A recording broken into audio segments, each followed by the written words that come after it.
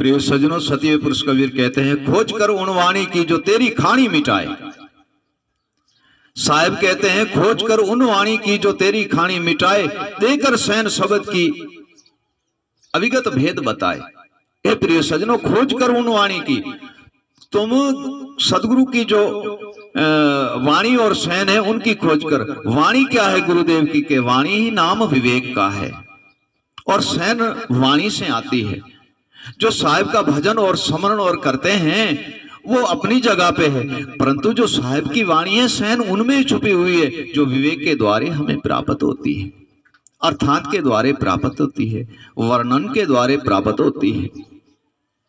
हे प्रिय सज्जनों, वाणी के अंदर जो सैन है वह अनोखी छुपी हुई है।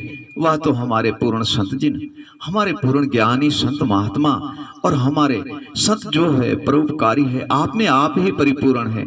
उसी वाणी के सैन का आनंद और उसी सैन की शक्ति को और उसी वाणी की सैन के शिव रूप को हमारे संत जिन ही जानते हैं। जो गुरु के चरण गए नहीं, गुरु का ज्ञान ही नहीं सुना, गुरु विवेक में लीन नहीं रहा, गुरु सैन और शब्द और स्मरण में लीन नहीं रहा, उसे क्या पता कि वाणी के अंदर क्या सैन छुपी हुई है?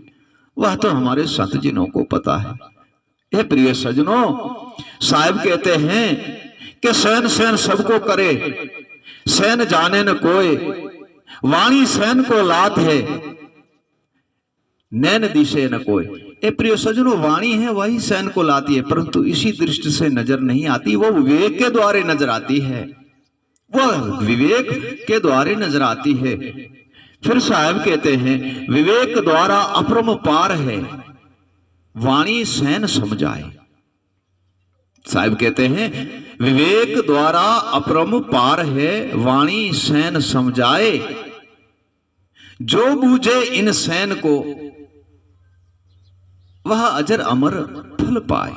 हे प्रिय सज्जनों, पूर्ण सदगुरु के चरण द्वारे जो गए हैं वह विवेक के द्वारे वाणी और स्मरण दोनों को ही समझ लेते हैं और उन सैन के अंदर जो गोपत वस्तु छुपी हुई उनको प्राप्त करके इसी संसार के बंधन से वह मुक्त हो जाते हैं।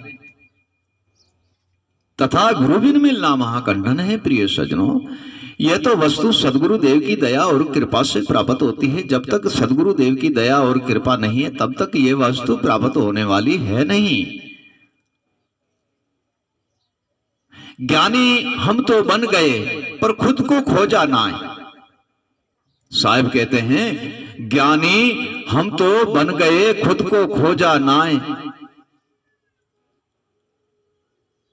जाना नहीं निज रूप को तो कहां का ज्ञानी बताए। अपने आप को देख ले, निज रूप ईश्वर का जान ले, सदगुरु देव का शिवरूप जान ले। ज्ञान उसका नाम है कि अपना दर्पण है, अपने दर्पण के अंदर अपने आप को देख ले। ज्ञान का कारण यह है कि घट का अंधेरा मिट जाता है, ज्ञान दर्पण जागृत हो जाता है।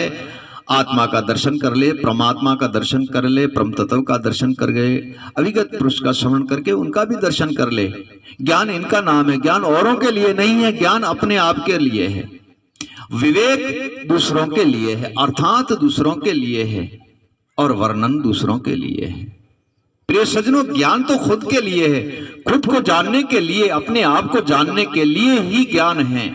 ज्ञानी उसको कहते हैं जिसकी बुद्धि श्रेष्ठ है, ज्ञानी उसको कहते हैं जिसकी समझ श्रेष्ठ है, ज्ञानी उसको कहते हैं जिसकी वृत्ति श्रेष्ठ है, ज्ञानी उसको कहते हैं जिसका रास्ता सिद्ध है, ज्ञानी उसको कहते हैं जिसका कार्य सिद्ध है, ज्ञानी उसको कहते हैं जिसका समझना और निर्णय लेना सिद्ध है, ज्ञानी उसको कहते हैं जो निर्णय लेकर के उसमें खोज करके सत वस्तु को पाते हैं, ज्ञानी उसको कहते हैं शुभ अशुभ की पहचान रखते हैं और ज्ञानी उसको कहते हैं सोए आत्मा के अंदर ज्ञान का दीपक से सर्व वस्तु को पा लेते हैं।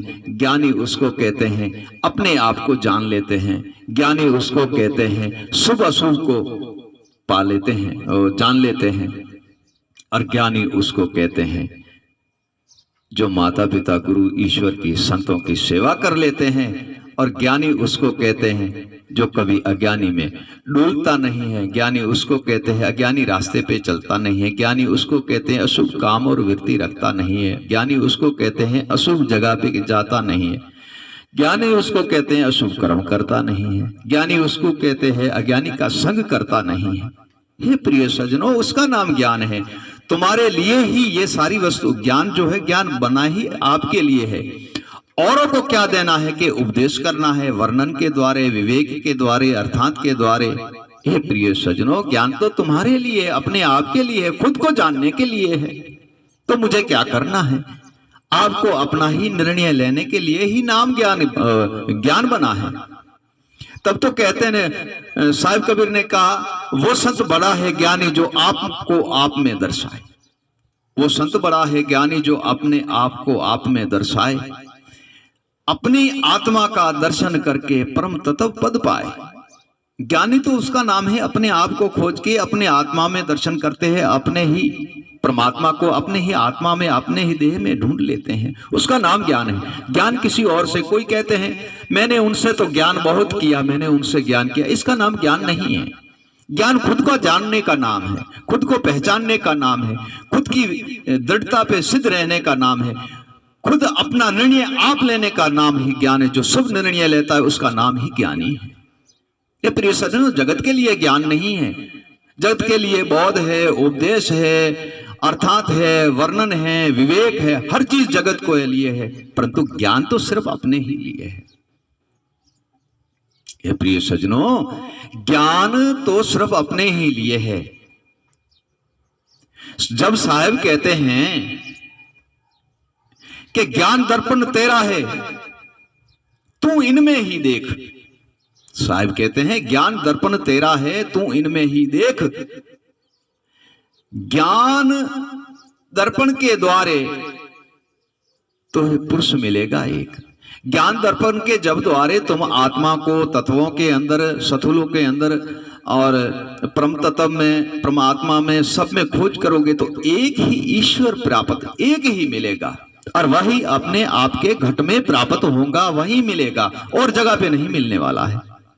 इतनी जान लो कि श्री हृदय कमल के अंदर है तो कहीं बाहर है, हृदय कमल में नहीं है तो बाहर कुछ भी नहीं है।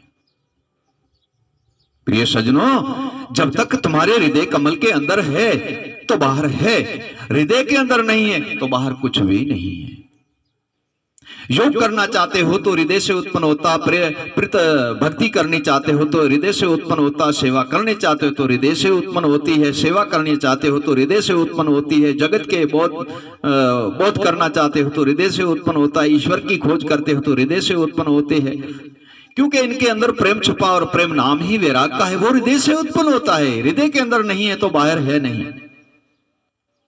हे प्रिय सज्जनों, आज का मेरा यह कहना है आपको कि ज्ञान किसी और के लिए नहीं है, ज्ञान अपने आप को देखने के लिए है। ज्ञान एक महान दर्पण है।